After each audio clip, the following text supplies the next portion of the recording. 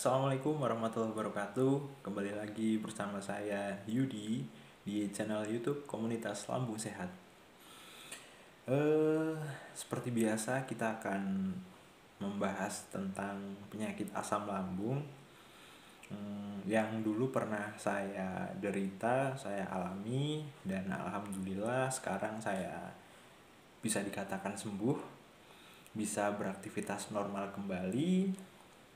Dan semoga teman-teman yang sekarang sedang mengalami penyakit asam lambung juga bisa segera diberikan kesembuhan, juga bisa beraktivitas normal kembali. Amin.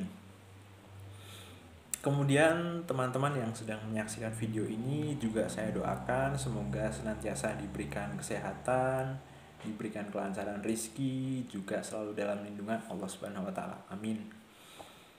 Nah, teman-teman, jangan jadikan penyakit yang kita alami, yang kita rasakan, terkhusus penyakit asam lambung itu sebagai beban,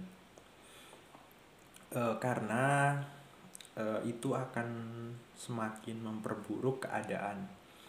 Yakinlah bahwa setiap penyakit dapat disembuhkan, meskipun prosesnya memakan waktu cukup lama. Teman-teman, jadikanlah penyakit yang sedang kita alami menjadi sebuah kesempatan untuk menata hidup supaya jauh lebih baik lagi.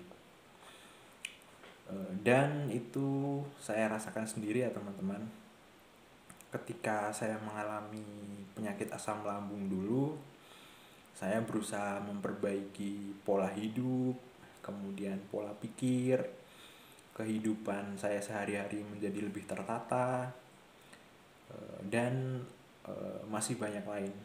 Intinya setelah saya sembuh, saya merasakan badan jauh lebih enak, pikiran jauh lebih sehat, lebih positif. Kemudian masih banyak kebaikan-kebaikan yang lain. Jadi alhamdulillah saya bisa mengambil hikmah dari penyakit yang pernah saya derita atau saya alami. Teman-teman, ketika kita sakit, mengalami penyakit asam lambung, pikiran itu kemana-mana rasanya, karena sensasinya juga nano-nano, 1001 sensasi bahasanya. Nah, dulu saya pernah merenung juga. Ketika saya mengalami penyakit asam lambung, saya membutuhkan orang lain, tapi tidak selamanya atau tidak selalu orang lain itu bisa menemani kita setiap saat. Padahal ketika itu saya membutuhkan orang yang setia selalu menemani saya. Beruntungnya, alhamdulillah sekali, waktu itu saya tinggal satu kota di perantauan di Semarang bersama kakak dan adik kandung saya. Akhirnya saya meminta adik saya untuk kos bersama. Jadi kita punya kamar masing-masing, dan alhamdulillah adik kandung saya, cewek waktu itu, mau mengurusi saya. Mengurus dalam artian menemani saya ketika waktunya makan, dia yang membelikan makan. Karena posisinya waktu itu saya masih takut atau trauma untuk keluar rumah. Apalagi waktu itu harus membeli makan yang jaraknya cukup jauh. Jadi harus menggunakan motor atau kendaraan ya. Seperti itu.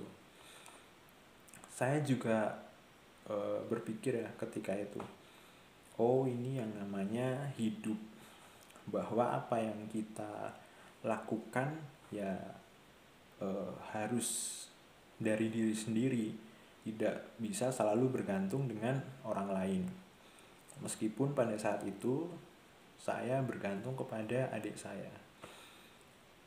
Dari situ juga saya berpikir bahwa keluarga adalah yang utama. dimana ketika kita mengalami suatu masalah, keluargalah yang terdepan atau paling pertama membantu kita.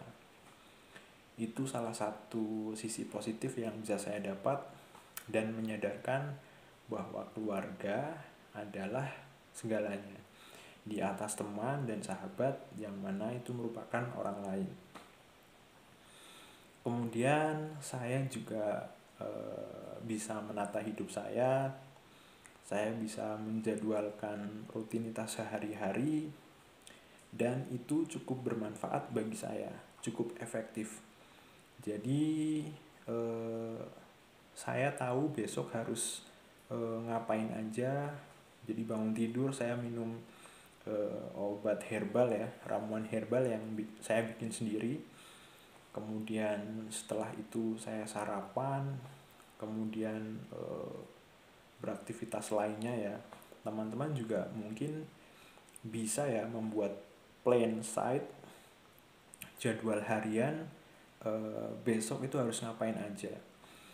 Jadi teman-teman akan lebih bersemangat, hari-harinya akan lebih tertata, lebih berarti, sehingga meminimalisir pikiran-pikiran kosong atau pikiran-pikiran negatif ya, ketika kita sudah menata aktivitas untuk besok atau lusa.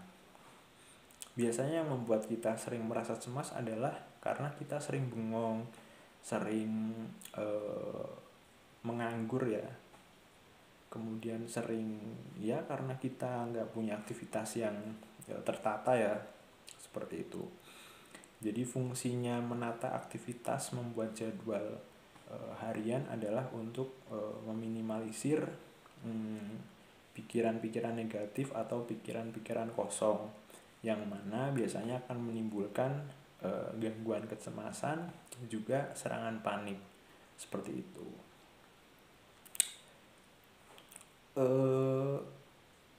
Aktivitas teman-teman itu bebas ya, mau menjadwalkan apa saja, selagi masih positif itu silakan saja.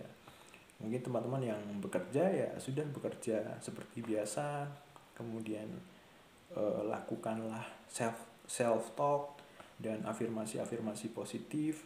Jangan lupa zikir juga setiap saat, mengingat Allah, kemudian senantiasa berpikir positif, berbuat positif, yang insya Allah akan semakin memperbaiki keadaan kita, memperbaiki diri, dan setelah sembuh insya Allah akan jauh lebih baik kehidupan kita. Intinya yakinlah setelah ada kegelapan itu pasti ada terang ya. Setelah ada musibah pasti ada hikmah di baliknya. Ya, jadikan kesempatan teman-teman ketika sakit sebagai pembersihan diri, dan ketika sembuh anggaplah kita diberikan kesempatan untuk hidup kedua, untuk hidup lebih baik, hidup bermanfaat ya teman-teman. Mungkin cukup sekian dari saya.